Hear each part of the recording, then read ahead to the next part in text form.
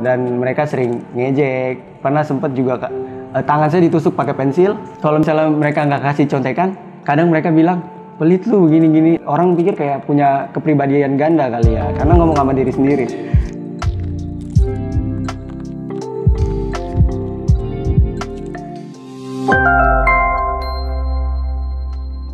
Perkenalkan, nama saya Silas Belarmawan, saya berusia 20 tahun.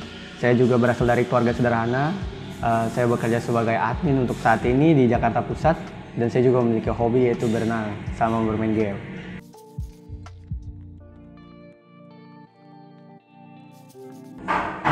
Kisah dari bangkit dari pembulian sih, dan cara mengatasinya lebih ke situ sih. Iya.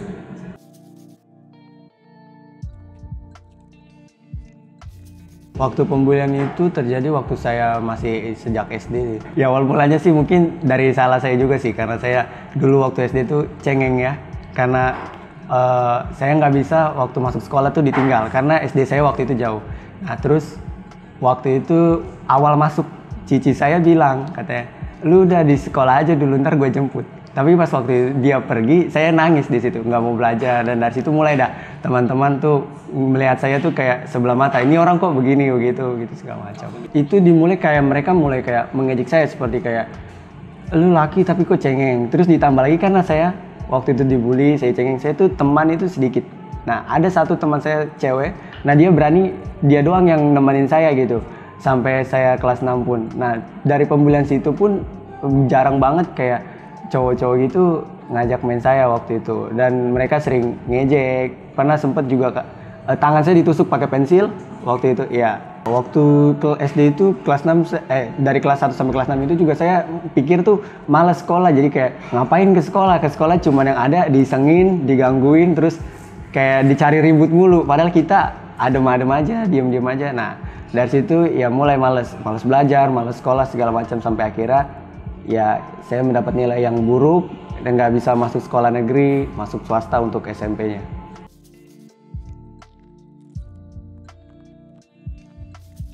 Enggak sih, saya nggak pernah cerita. Saya waktu kecil tuh kalau ada masalah apa nggak pernah cerita. Jadi cuma hanya ya udah pulang aja biasa. Kalau misalnya habis dibully atau apa, kalau misalnya mau nangis juga ya paling ya udah di kamar aja sendiri.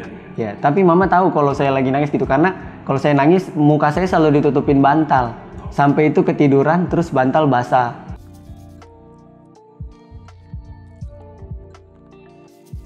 Waktu itu sih karena mama saya sih, orang tua saya. Karena papa saya itu dia bekerja tapi serabutan, hanya kayak servis atau bengkel. Jadi pemasukan gak nentu.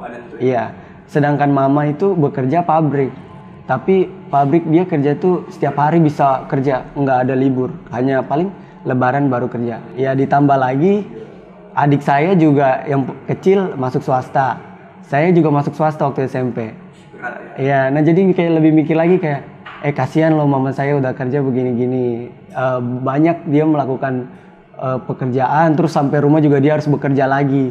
Nah terus saya mikir lagi kayak, masa sih saya anak laki-laki tapi cuman karena dari ejekan atau bulian orang-orang di sekitar saya harus membuat mama saya itu tersiksa gitu.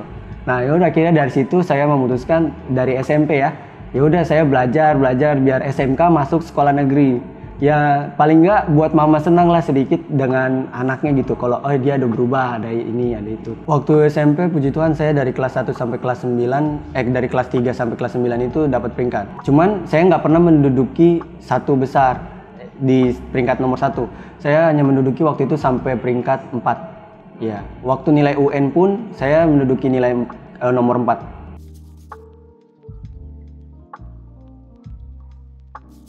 Kalau di SMP ada, tapi nggak separah waktu SD. Hanya dari beberapa, mungkin karena swasta juga jadi lebih banyak juga orang yang kayak ibaratnya ya badung-badung mungkin, atau mereka berteman lebih memilih-milih.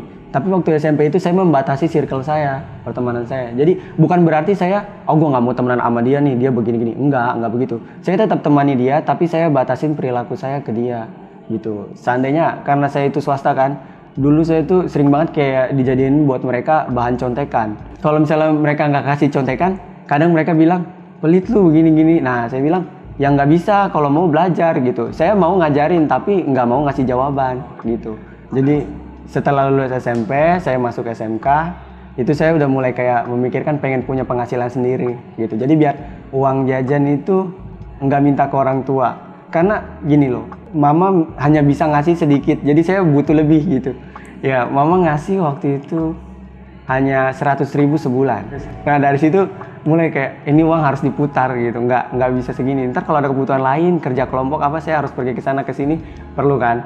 Ya udah awal-awalnya saya jualan biasa gitu. Terus game online. Oh, game online. Iya, game online. Terus abang saya juga saya ajak kayak mau nggak buat sesuatu, ntar saya yang buat, saya yang bantu jual. Modal dari dia. Akhirnya dulu juga sempat jualan roti. Nah dari situ mulai masuk pemasukan walaupun sedikit gitu. Ya puji Tuhan, jadi nggak sering-sering minta uang ke mama. Nah setelah kelas 11, saya mikir kayaknya ini nggak cukup, saya hanya jual-jualan seperti itu. Pemasukannya nggak tetap. Kelas 11 itu saya mutusin untuk ngajar les.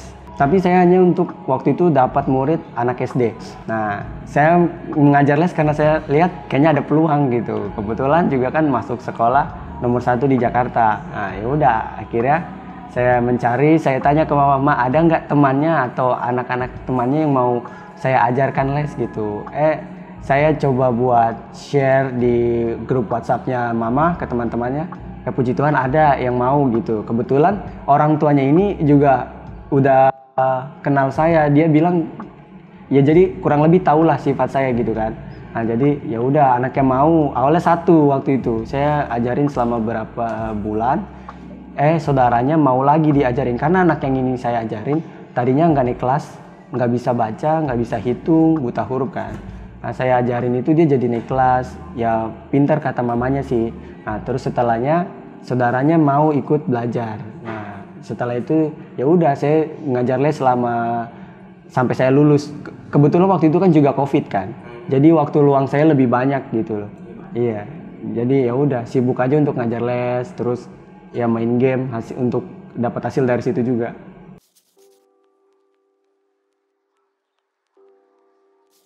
Kalau trauma untuk pembulian dulu ada, itu yang buat saya jadi kayak nggak berani tampil di depan. Contoh untuk sekarang ini, saya ngomong seperti ini nggak berani dulu. Terus karena kayak tampil untuk lomba. Karena mulai waktu SMK saya udah mulai aktif untuk lomba-lomba. Itu nggak berani saya. Yang buat saya berani seperti itu, pastor. Saya ketemu pastor saya juga waktu SMK.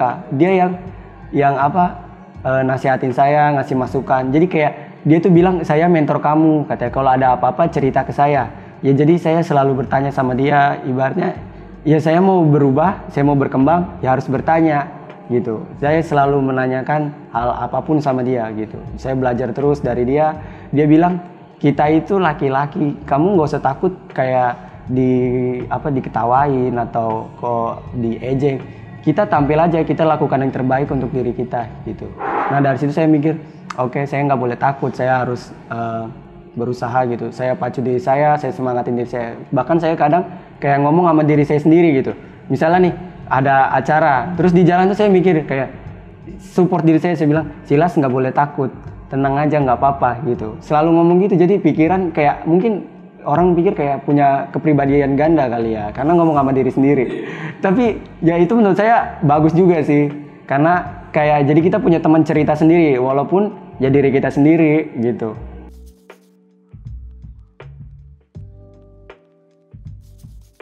Untuk semuanya yang mengalami pembulian atau ejekan atau dipandang sebelah mata, itu kalian gak perlu sakit hati. Kalian hanya pikirkan aja kedua orang tua kalian yang sudah berusaha mencari uang mati-matian untuk kalian. Kalian gak usah pikirin kayak ke orang-orang itu harus gimana ke kalian. Fokus aja sama orang tua kalian, hidup kalian. Karena yang nentuin kalian ke depannya seperti apa itu hanya kalian, bukan orang lain. Kuncinya ada di kalian. Kalau pastor bilang, kita ini laki-laki, pertama kita harus punya prinsip. Nah prinsip kita itu harus mutlak. Kita nggak boleh prinsip kita dirubah-rubah oleh orang lain, kecuali emang prinsip kita salah gitu. Nah, gitu. Terus kalau untuk pembulian, jangan terlalu diambil hati. Anggap aja mereka abu. Yang penting tujuan hidup kita yang harus kita pentingin. Kita mau kemana, kita mau jadi apa, seperti apa. Gitu. Terima kasih yang sudah menonton. Jangan lupa like dan subscribe akun YouTube channelnya. Dan semoga apa yang saya sharing ini bisa menjadi semangat buat kalian atau bisa merubah diri kalian. Terima kasih.